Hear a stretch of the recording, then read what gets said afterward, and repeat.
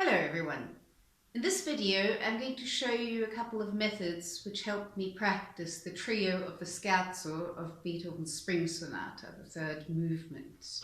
That's this bit.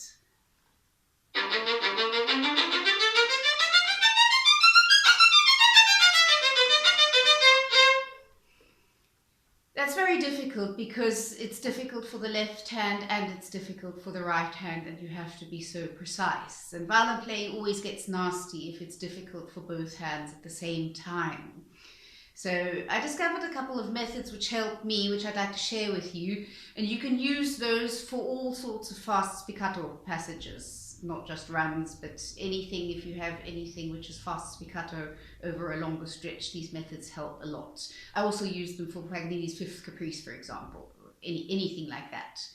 The first thing what I did is I separated left hand and right hand, because if it's difficult for both at the same time, you need to separate them and work at them separately so that you can concentrate on the one and the other.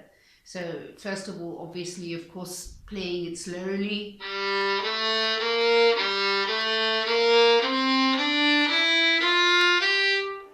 Concentrating on making a good sound and listening carefully to the intonation.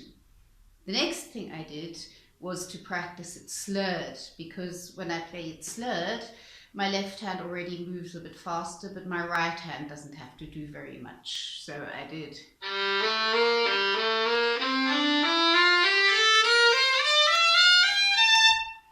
It also brings out the shifts a lot, so I practice the shifts separately as well, so that they are not too badly to be heard. I made a video on shifts, so if you like, check that out. And then what I did is I worked at speeding that up, almost above the speed that I actually need, because the secure my left hand is in this, the easier it is for me to concentrate on my right hand.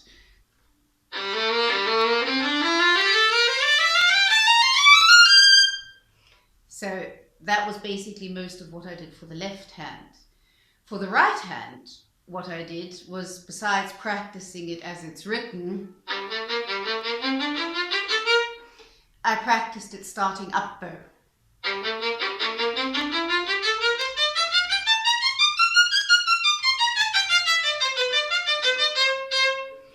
That's a lot more difficult, but for some reason practicing it up bow seems to help the down bow version, so I did that quite a lot.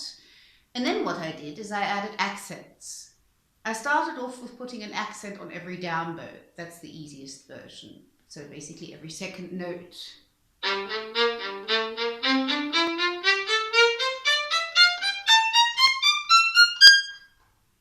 The next thing I did is I put an accent on every up bow.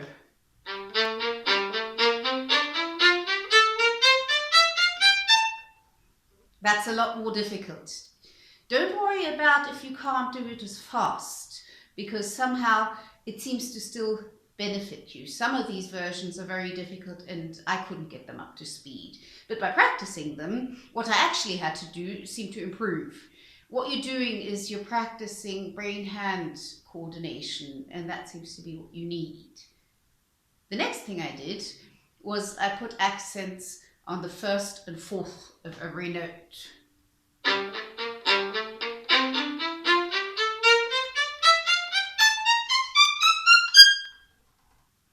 Then I put accents on the second and fifth of every note.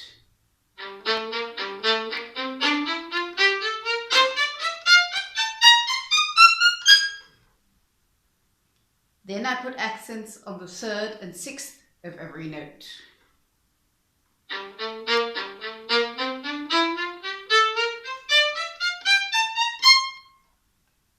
And then I put accents on the first and fifth of every note.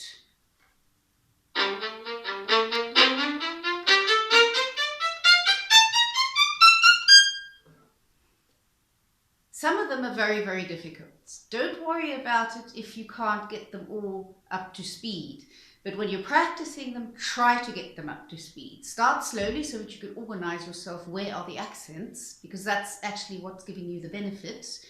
And then try to get it to the speed that you actually need it, or as close as possible. Some of them, like for example, the ones with the accent on the second and fifth, or on the third and sixth of each note, I didn't get that as fast as I got, for instance, the ones where I have it on the first and fourth, because that's just more natural.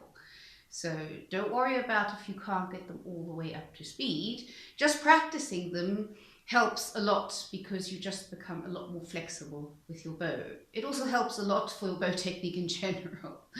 So let me know if you like this and if this is of any help for you.